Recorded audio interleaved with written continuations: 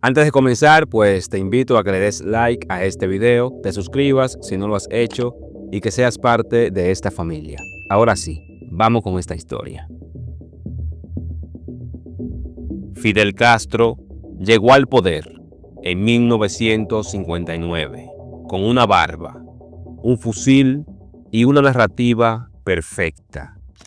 David contra Goliat. El joven rebelde enfrentando a una dictadura.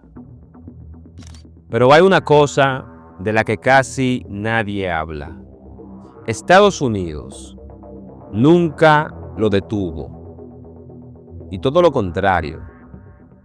Estados Unidos ayudó a crear el fenómeno de Fidel Castro. No con un cheque firmado, no con un contrato militar, pero sí con prensa, tolerancia, contactos encubiertos y una diplomacia que le dio vía libre. Mientras Batista se convertía en un problema, Fidel parecía la solución aceptable. Así empezó una traición histórica. El país que decía defender la democracia en América terminó abriendo el camino para uno de los regímenes más autoritarios del continente. Esta es la historia de cómo Washington le soltó la mano a Batista y, sin saberlo, le pusieron una alfombra a Fidel Castro. Durante años, Fulgencio Batista fue el hombre fuerte de Estados Unidos en Cuba. Había estabilidad para negocios, acuerdos con mafia y un control político. Pero para 1957, la fachada ya se estaba rompiendo. La represión era brutal. Las ejecuciones extrajudiciales salpicaban en la prensa internacional. Y lo peor es que Batista ya no era útil. Batista ya era un estorbo. El Departamento de Estado, especialmente bajo John Foster, comenzó a ver a Batista como una figura desgastada, incapaz de mantener orden sin violencia. Mientras tanto, los informes diplomáticos desde La Habana describían un gobierno cada vez más autoritario y un pueblo cada vez más cansado. En Washington no se hablaba aún de Fidel Castro, pero ya se hablaba de alternancia, de un cambio manejado, de soltar al dictador antes de que fuera demasiado tarde. El embajador norteamericano en Cuba fue reemplazado por uno más moderado, más crítico de Batista, y la señal era clara.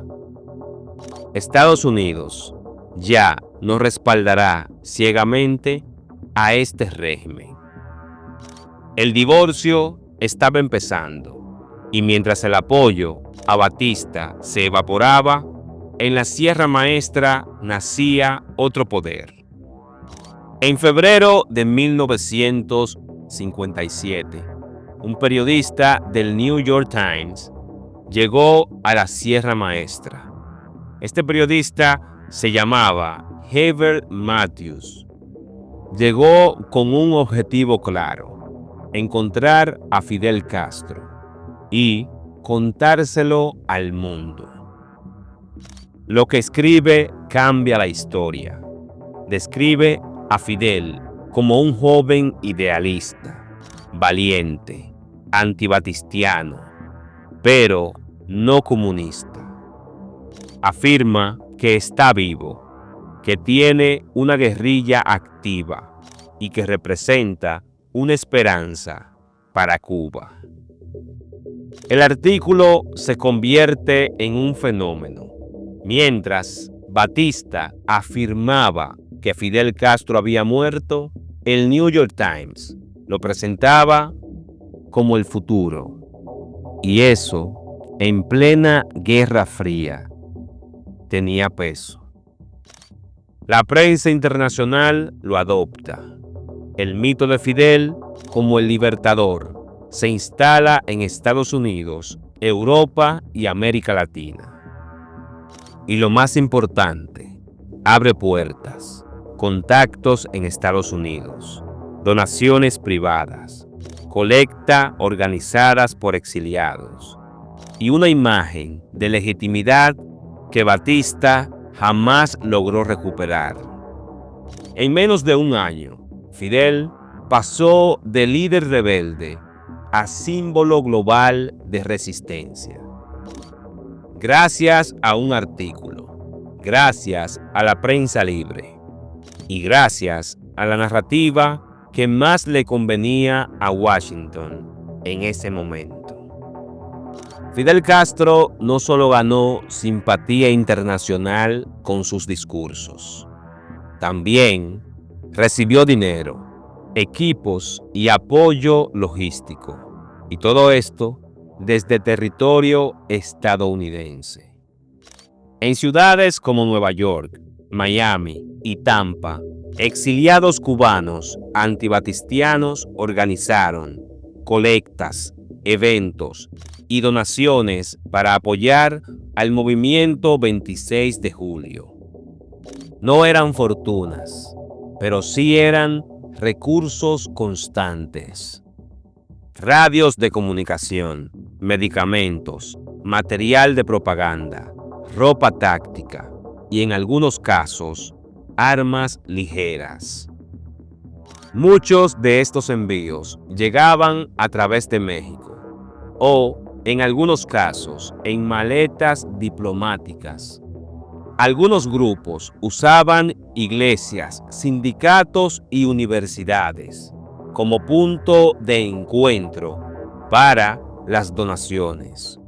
Incluso hubo simpatizantes en universidades norteamericanas que recolectaban fondos para la lucha por la libertad en Cuba.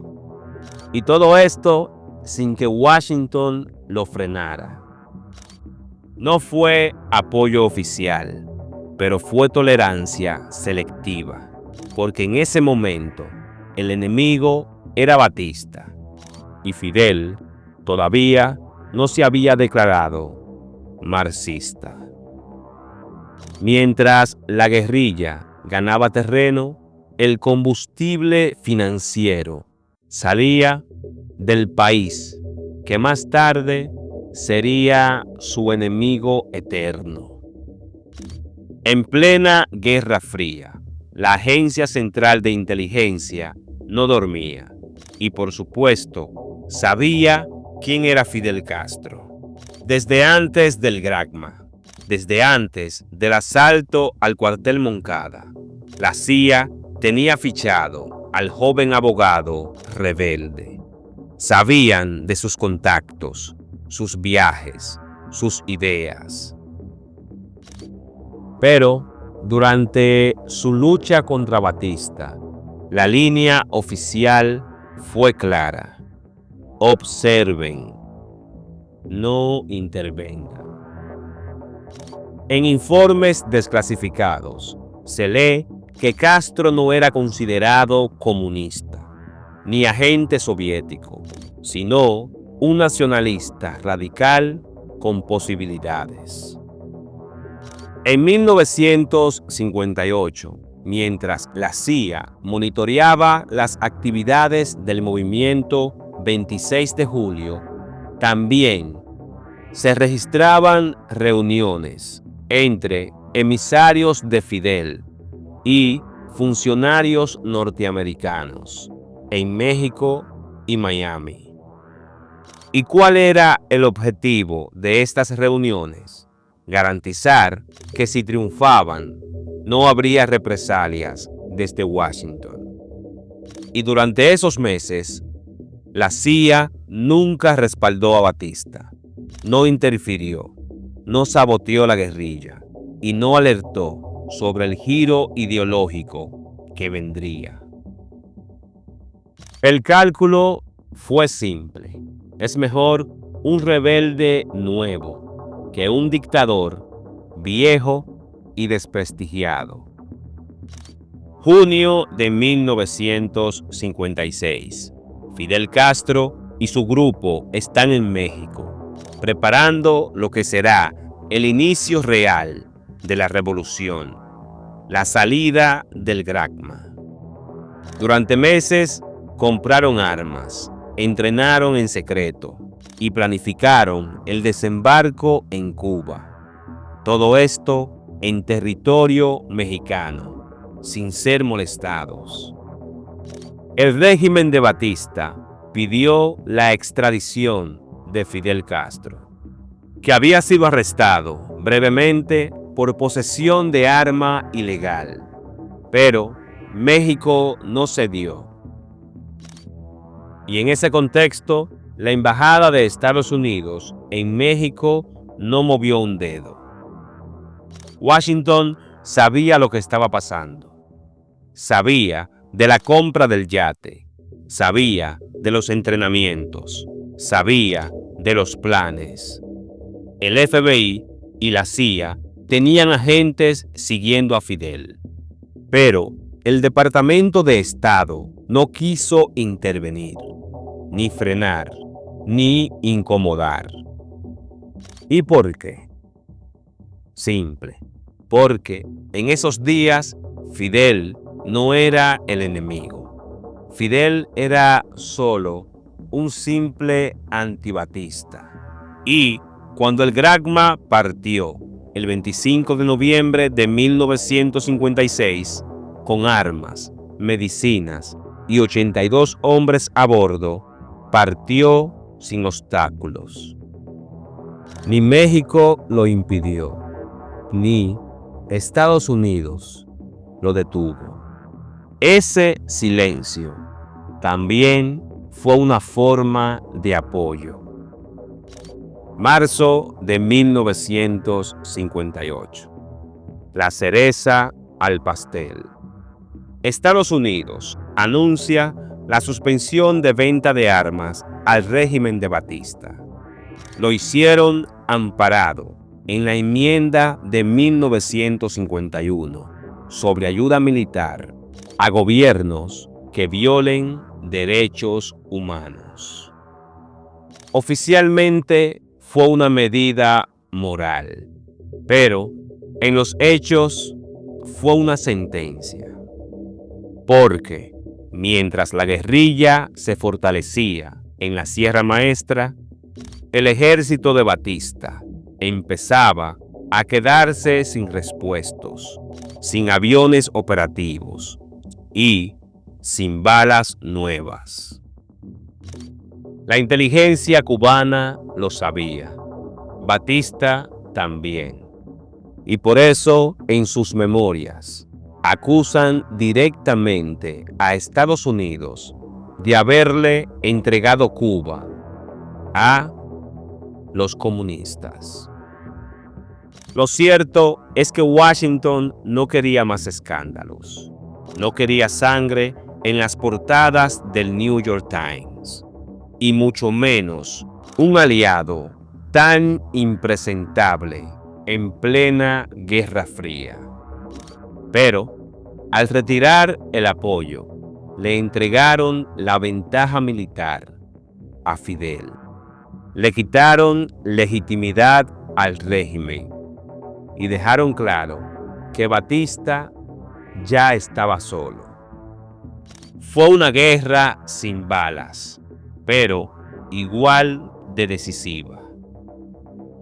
1 de enero 1959. Batista huye. El pueblo toma las calles y la revolución triunfa. Pero en la Embajada de Estados Unidos en La Habana no hay aplausos, porque aunque Batista ya no está, el nuevo líder no era el preferido. Washington había apostado a una tercera vía, un candidato moderado, civil, democrático, que nunca llegó al poder. En cambio, llegó Fidel y no llegó a pactar, llegó a tomar. Tomó el poder, tomó la prensa, tomó la justicia, tomó las tierras. Y en ese momento, Estados Unidos empezó a ver que quizás se habían equivocado. Y quizás se habían equivocado porque el embargo a Batista, que buscaba cortar con un dictador, terminó empujando a Cuba a los brazos del otro bloque, el soviético.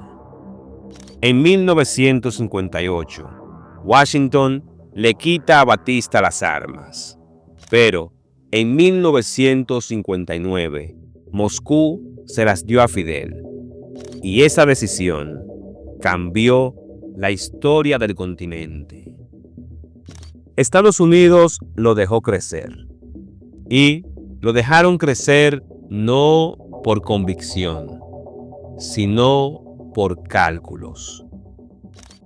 Fidel era útil para debilitar a Batista, pero el fuego que encendieron se salió de control. De ser un aliado incómodo, pasó a convertirse en el mayor enemigo del hemisferio. Consolidó su poder, nacionalizó empresas estadounidenses, rompió con Washington y abrazó a Moscú. Y entonces el monstruo, eso que ellos permitieron que se creara, habló fuerte y dijo: socialismo o muerte, venceremos. Estados Unidos intentó aplastarlo, pero ya era demasiado tarde, y como resultado, 6 décadas de enemistad, miseria y un pueblo rehén de una guerra que nunca pidió. Fidel no llegó al poder solo, llegó con armas, apoyo, omisiones y silencios, muchos con sello estadounidense, porque en el ajedrez geopolítico de la Guerra Fría, lo urgente que era sacar a Batista le ganó a lo inteligente. Y al final, el aliado que ellos no supieron leer terminó burlando al imperio y montando una dictadura que aún hoy, cansada, desgastada, violenta, sigue en pie. Entonces te pregunto, ¿quién puso a Fidel? La historia no lo oculta, solo hay que saber mirar donde nadie quiere mirar.